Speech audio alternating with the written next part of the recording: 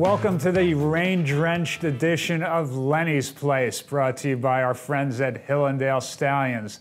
I don't want to alienate our friends in California, but here in Lexington, we can't wait for it to stop raining. All right, horse racing cannot be like the movie Casablanca, where Bogey tells a player to leave his money on 22 at the roulette wheel, and the guy takes his pile of winnings and goes and buys a couple of letters of transit. As a sport that revolves around gambling, horse racing must be able to show a record of integrity. And a big part of that is the reliability and competence of its drug testing labs.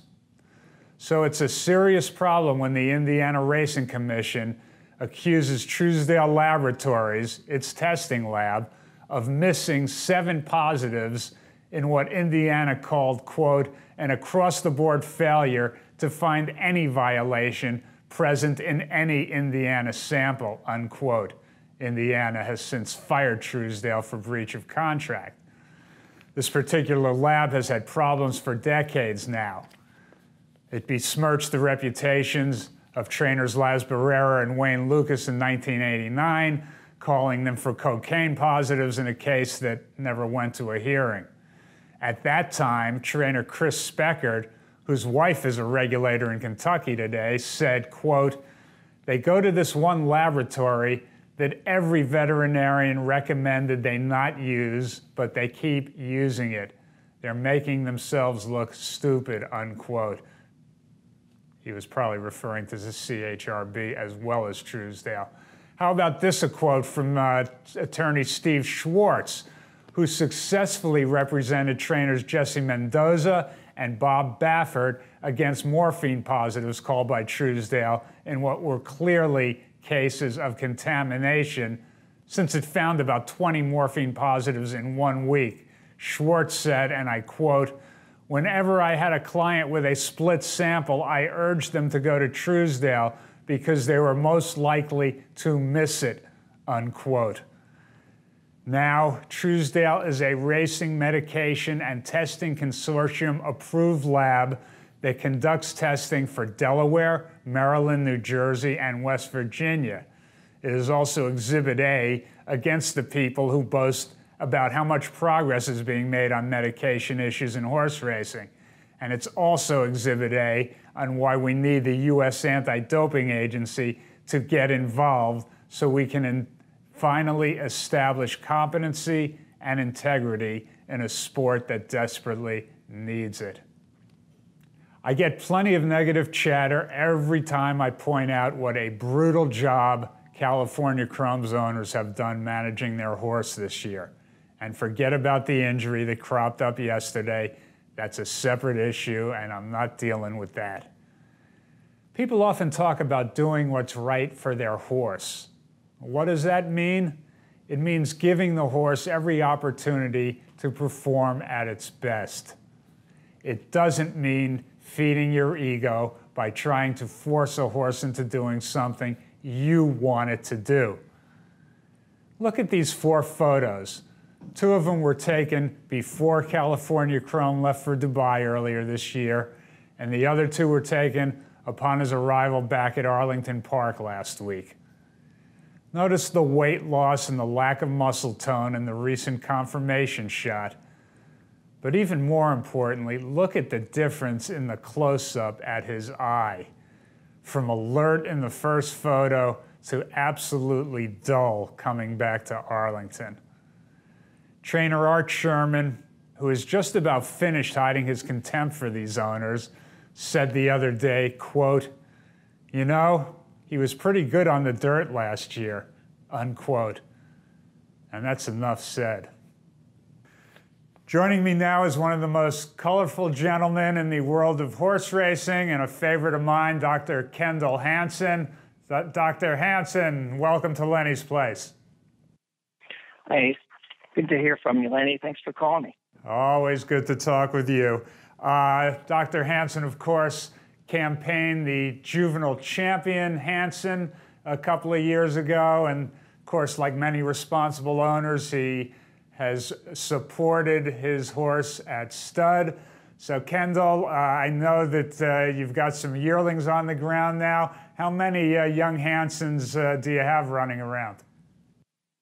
I've got 41, for God's sakes, and actually bought another one recently. So very atypical situation to support a stallion as opposed to having mares and finding a stallion for it. I had a stallion and trying to find mares a couple of years ago, and I took most of the money I got for selling Hanson to Coolmore and reinvested it in mares that I researched that would match up to Tappet bloodline, and spent a lot of time doing that, and then traveled around the country buying the best mares I could to match not only the Tappet side but the other side of Hanson's bloodline, and now we're seeing the results of it, and it's a fun time. Yeah, you know, Ken Ramsey had some pretty good success doing a similar strategy with Kitten's Joy, so hopefully this works out as well as that did. But I know these yearlings are starting to be offered at the yearling sales, Kendall. What's your strategy? Are you offering everything that you have? Are you planning to race some of them? What's your strategy with them? Well, I'd like to keep a few, but I'm going to let the market determine that. I hear a lot of the classic winners say, "Oh, I bought my horse back. I knew it was going to be great." When in reality, probably didn't get the price they wanted, and I'll probably, end up with Hansons like that. But I've had a couple for sale this past week at Passing Tipton, and instead of selling two, I bought one. So that's a good strategy on my part. Oh my God's sakes! And the big thing to kick off though is Saratoga. I've got two of my favorite Hansons being sold at Saratoga, and I'll definitely be following these two after they're sold their career, because I really think they're going to contribute to Hanson's money on the freshman sire list. In fact, I named a couple of them. One was out of a mare named Arizona, and I named that one Air Hansen. Air Jordan, Air Hansen. And then another one I like mare so much. I have a Woodman mare named that one Lady Hansen. So Saratoga will be fun. And I've never been to Saratoga. I was packed and ready to go for the Travelers in 2012, and Hanson got the injury, so I've been waiting for a good reason to go up there. Well, you're gonna enjoy it up there. Hopefully, you'll enjoy it even more when the horses sell well. I ran into Pope McLean, who consigned the horses to the July sale at Fasig last week, and he really liked their physicals. What can you tell us about these young Hansons physically? Well, the comment that I'm mostly getting is athletic, and people are commenting. If you've seen several of them, you see they have big engines, nice back ends. Dr. Hunt, the main vet, he goes on and on. He said of all the crops he's seen, this is the best he's seen in a long time across the board, top to bottom. That they're very correct, and I've done the cardios on them, and most of them are two-turn horses. So we're hoping for some classic horses here as well. And if you can't get it, tap it, which really nobody can. There's only a couple stallions with the bloodline that people want now. So I think we're in a good position at this time. Yeah, of course, Hanson is son of the leading sire. Tappet. Kendall, where is the colt now, and do you get updates on him? In South Korea, and I've got a couple friends that send me pictures from time to time. He doesn't look too happy in the off season, but this spring he looked like his old self. He was very energetic about breeding when he was here at Ashford that one year. You could hear him half a mile away when it was time to walk towards the breeding shed. He kind of hovered, he kind of didn't touch the ground. He just hovered over the breeding shed. He really likes that job. You've taught him well.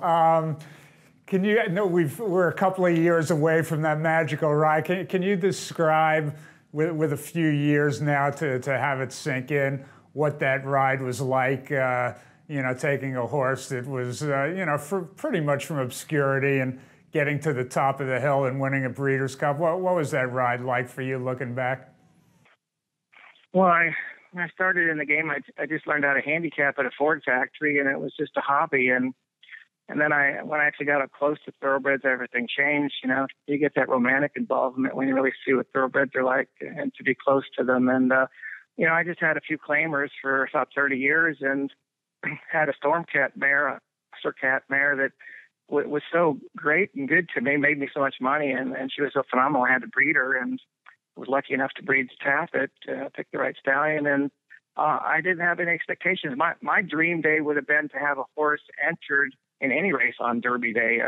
So this went way beyond anything I thought, and it's really kind of fun to be a little older now, and you look back and you go, wow, man, I had my 15 minutes of fame, I mean, it's a really cool thing to get 15 minutes. Yeah. Well, hopefully with this new crop coming up, you get another 15. We wish you all the best. We urge folks out there to take a good look at the Hansons. And Kendall, thanks for joining us, and best of luck with them. Hey, thanks so much, Lenny. Good to talk to you. All right, take care. We want to thank our friend, Dr. Kendall Hansen, for being with us today.